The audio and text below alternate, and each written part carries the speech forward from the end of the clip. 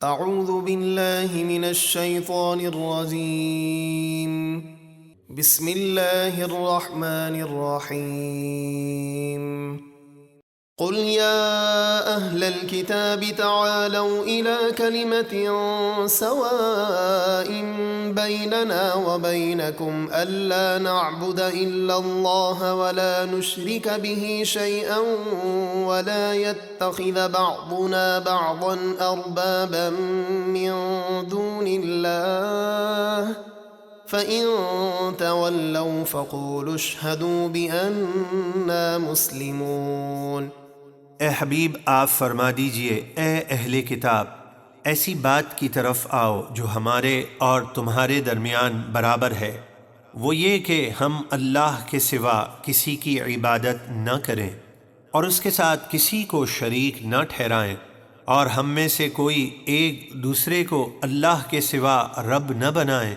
پھر اگر وہ نہ مانیں تو آپ انہیں کہہ دیجئے تم گواہ رہو کہ ہم مسلمان ہیں۔ یا اہل الکتاب لم تحاجون فی ابراہیم وما انزلت التوراۃ والانجیل الا من بعدہ افلا تعقلون۔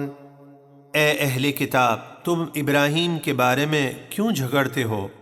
یعنی یہ کیوں کہتے ہو کہ وہ یہودی یا عیسائی تھے، حالانکہ توریت اور انجیل تو نازل ہی ان کے بعد ہوئیں، تو کیا تمہیں عقل نہیں؟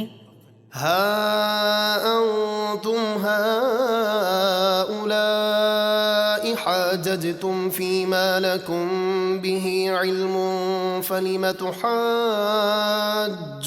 فيما ليس لكم به علم والله يعلم وأنتم لا تعلمون۔ اے اہل کتاب، سنو، تم ہی وہ لوگ ہو جنہوں نے اس بات میں جھگڑا کیا جس کا تمہیں علم تھا، یعنی حضور کے مقام اور مرتبے کا، تو اب تم اس بات میں کیوں جھگڑتے ہو جس کا تمہیں علم ہی نہیں، یعنی ابراہیم علیہ السلام کے دین کے بارے میں، اور اللہ جانتا ہے اور تم نہیں جانتے۔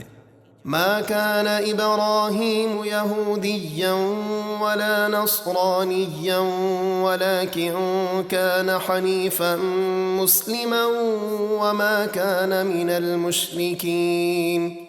ابراہیم نہ تو یہودی تھے اور نہ ہی عیسائی، بلکہ وہ ہر باطل سے جدا مسلمان تھے اور مشرکوں میں سے نہ تھے۔ ان اولى الناس بإبراهيم للذين اتبعوه وهذا النبي والذين آمنوا والله ولي المؤمنين۔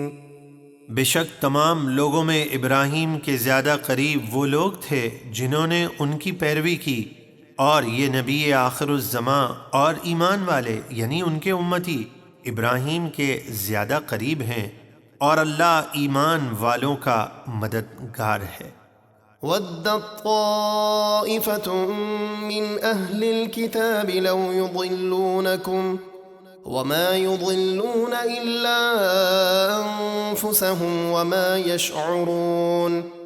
اہل کتاب کے ایک گروہ کی دلی خواہش ہے کہ کسی طرح تمہیں گمراہ کر دیں، اور وہ اپنے آپ ہی کو گمراہ کرتے ہیں اور انہیں شعور نہیں۔ یا اہل الکتاب لم تکفرون بآیات اللہ وانتم تشہدون۔ اے اہل کتاب، تم اللہ کی آیتوں کا انکار کیوں کرتے ہو حالانکہ تم خود گواہ ہو کہ یہ حق ہیں۔ یا اہل الکتاب لم تلبسون الحق بالباطل وتکتمون الحق وانتم تعلمون۔ اے اہل کتاب، تم حق کو باطل کے ساتھ کیوں ملاتے ہو اور جان بوجھ کر حق یعنی ہمارے حبیب کی نعت اور صفات کو کیوں چھپاتے ہو؟